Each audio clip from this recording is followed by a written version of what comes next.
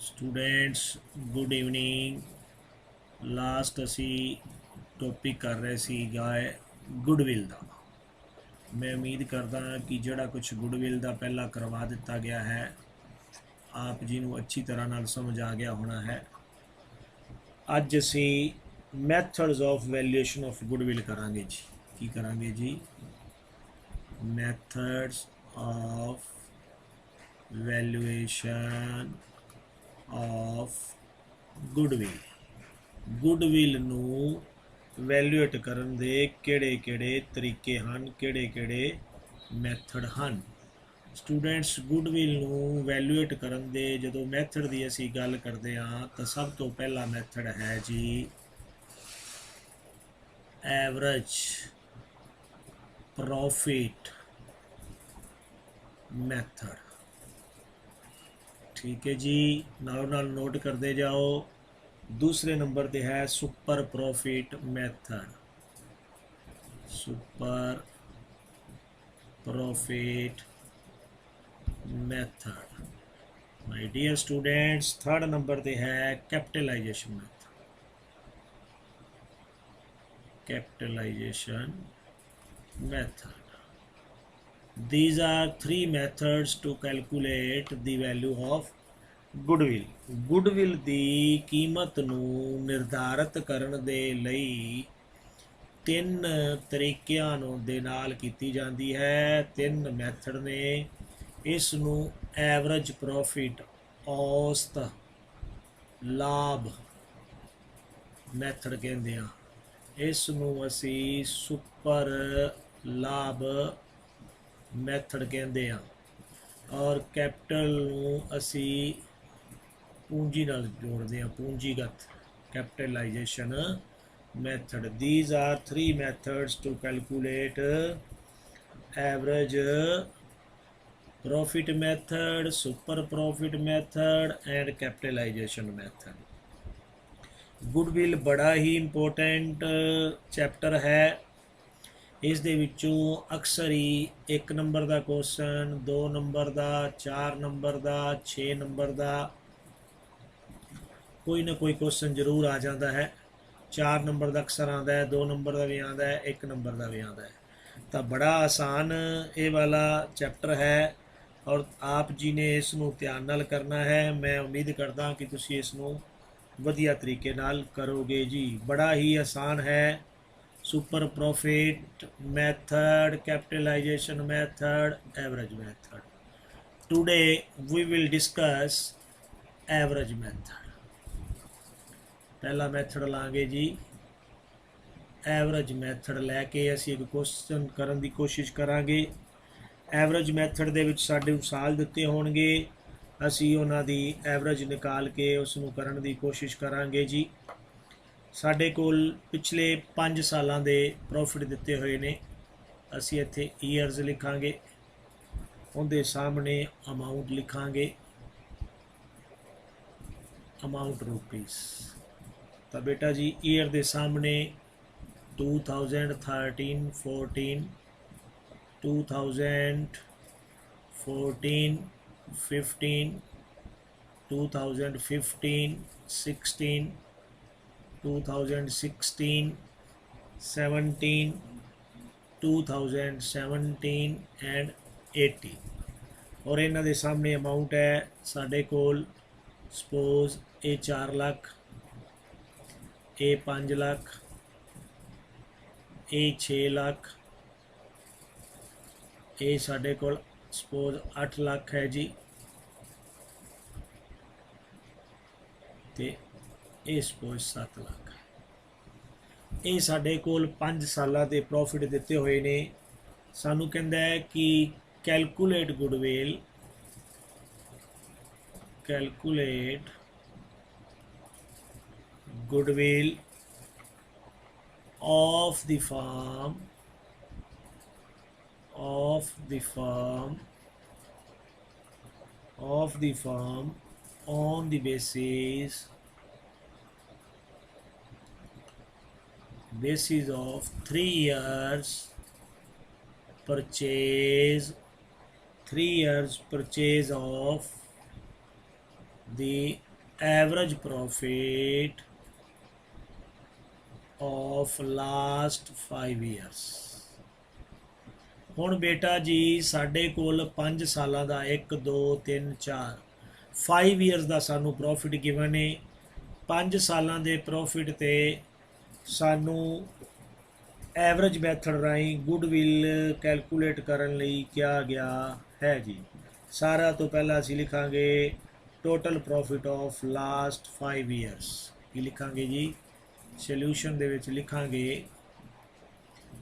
Total profit of last 5 years. हुण 5 सालों का कितना प्रॉफिट होएगा जी, 4 लाख एक हो गया, plus 5 lakh, plus 6 lakh, plus 8 lakh, plus 7 lakh. असी उन्होंने का टोटल लगाते हैं जी 4 9 15 23 7 30 लाख, तो साढ़े को 30 लाख हो गया जी। दोबारा टोटल कर लेंगे 8 7 15 21 26 4 30। तो प्यारे विद्यार्थियों साढ़े को टोटल प्रॉफिट हो गया जी 30 लाख का। राइट, हुण असी इसका निकालांगे एवरेज प्रॉफिट। फिर लिखांगे एवरेज प्रॉफिट। बड़ा ही आसान है, समझने की कोशिश करो। एवरेज किवें निकलेगा, टोटल प्रॉफिट अपॉन 5। हुण कई सोचते हैं जी 5 क्यों किया, क्योंकि साढ़े कोल टोटल ही 5 सालों का है, 1 2 3 4 एंड 5। असी उन्होंने 5 नाल डिवाइड करके एवरेज कट्टन की कोशिश की, 5 6, तो ये साढ़े कोल आ गया 6 लाख की एवरेज आ गई। राइट, सानू की कहता है जी, हुण करना की है, गुडविल निकालनी है। तो गुडविल निकालन का फार्मूला की हुंदा है, समझने की कोशिश करो। Goodwill is equal to average profit, ये फार्मूला है, हर एक वाली लिखा करांगे। Average profit multiply by number of years purchase, number of years purchase. Number of year purchase की है आ सानू जोड़े दिते हुए ने, basis of 3 years purchase of the average. तो असी एवरेज दे जिन्नी निकाल ली, एवरेज प्रॉफिट आ गया, उसनू असी 3 गिवन है 3 नाल मल्टीप्लाई कर देंगे, तो साढ़े कोल गुडविल की वैल्यू 18 लाख रुपया आ गई। तो साड़ी गुडविल कितनी होगी जी, goodwill is equal to ₹18 lakh, 18 lakh रुपया। मैं उम्मीद करता हाँ कि एवरेज मैथड दे राही, सिंपल मैथड दे राही असी गुडविल निकाली, और ये गुडविल तुहानू चंगी तरह नाल पता लग गया होना है। तुसी बेटा जी बुक निकाल के रखो, आपां मैसेज घट करिए, पढ़िए ज़्यादा। जिन्हों का ध्यान मैसेज वाले वो मैसेज ना करो बेटा जी, पढ़न की खेचल करो। एक क्वेश्चन मैं तुहानू होर समझाण जा रहा इहदे नाल दा, ताकि तुहानू कंसैप्ट अच्छी तरह नाल क्लीयर हो जाए। राइट जी, नैक्सट क्वेश्चन लेंदे हैं जी। साढ़े कोल ईयर दिते हुए ने, असी ईयर लिखांगे, इधर असी प्रॉफिट लिखांगे, प्रॉफिट इन रुपीज़। ईयर है जी साढ़े कोल 2013 2014 2014 15 2015 2016 2017 2018 2019 ते 2020। 5 साल ने जी। पहला प्रॉफिट दिता होया जी सानू 1 लाख रुपया, फिर सानू प्रॉफिट दिता है जी 3 लाख रुपया। इत्थे प्यारे विद्यार्थियों सानू लॉस दिता है, लॉस नूं असी कदे भी माइनस विच नहीं लिखते, असी उसनूं ब्रैकेट विच लिखते हैं, इट्स लॉस। राइट, फिर सानू दिता होया है जी सपोज 2 लाख रुपया, तो असी इसनूं ध्यान नाल समझण दी कोशिश करनी है जी। और इस तो बाद फिर सानू दिता होया है जी, पहली बारी साढ़े कोल प्रॉफिट है 1 लाख रुपए का, फिर 3 लाख का साढ़े कोल प्रॉफिट है, जे असी जोड़िए तो 4 लाख का प्रॉफिट हो गया। 1 ਲੱਖ ਦਾ ਲੋਸ ਵਿੱਚੋਂ ਗਿਆ, ਬਾਕੀ ਫਿਰ 3 ਰਹਿ ਗਿਆ, ਫਿਰ 2 ਲੱਖ ਦਾ ਪ੍ਰੋਫਿਟ ਆ ਗਿਆ, 5 ਹੋ ਗਿਆ। 5 ਤੋਂ ਬਾਅਦ ਅਸੀਂ ਫਿਰ ਇੱਥੇ ਸਿੱਧਾ ਹੀ ਸਾਡਾ ਪ੍ਰੋਫਿਟ 5 ਲੱਖ ਲੈ ਲੈਂਦੇ ਹਾਂ। ਸਪੋਜ਼ ਸਾਨੂੰ ਕਹਿੰਦਾ ਹੈ ਕਿ calculate goodwill with average profit method, with average profit method on the basis of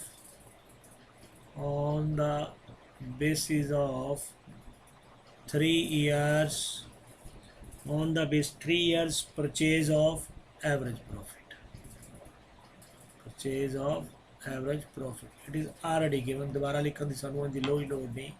असी पहला की तरह प्यारे विद्यार्थी हुण असी की करांगे, अगेन लिखांगे total profit of last 5 years. 5 सालों का प्रॉफिट लिखने लिए की करांगे, 1 लाख रुपया प्लस 3 लाख रुपया। हुण प्लस करन दी थां ते साडे कोल लॉस आ गया, इसनूं असीं माइनस विच लिख लांगे। ये कितना हो गया जी, 1 लाख रुपए का।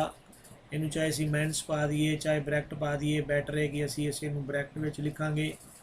फिर साडे कोल प्रॉफिट आ गया 2 लाख रुपया, फिर जंप किया सीधा 5 लाख आ गया जी।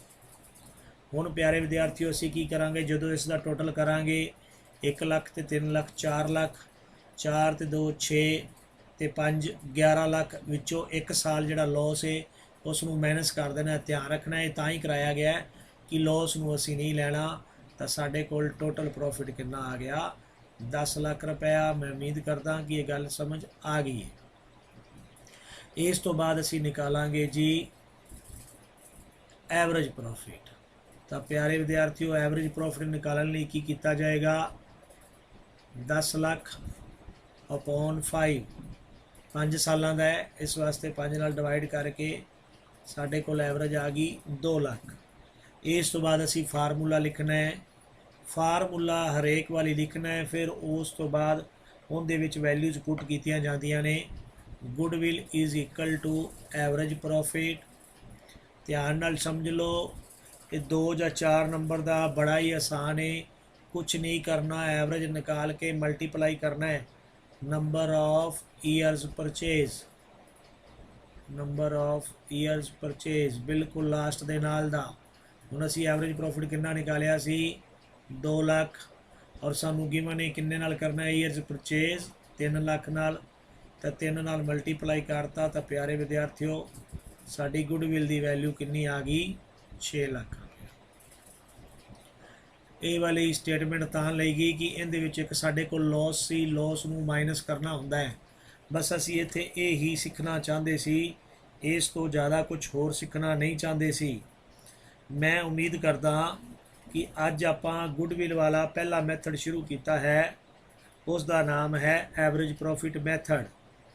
इस दे विच कुछ चीज़ां सीखण वालियां हन कि साल दे दौरान जेकर सानू समझो साल दे दौरान जेकर सानू किसी तरह का एबनॉर्मल लॉस हो गया तो असी उसनूं लैस करना है। जेकर साल दे दौरान एबनॉर्मल साल दे दौरान जेकर अबनॉर्मल प्रॉफिट हो जाए, जे सानू अबनॉर्मल लॉस हो गया तो बेटा जी असी उसनूं इत्थे दोबारा इत्थे वर्ड ऐड पाना है, ना कि लैस पाना है।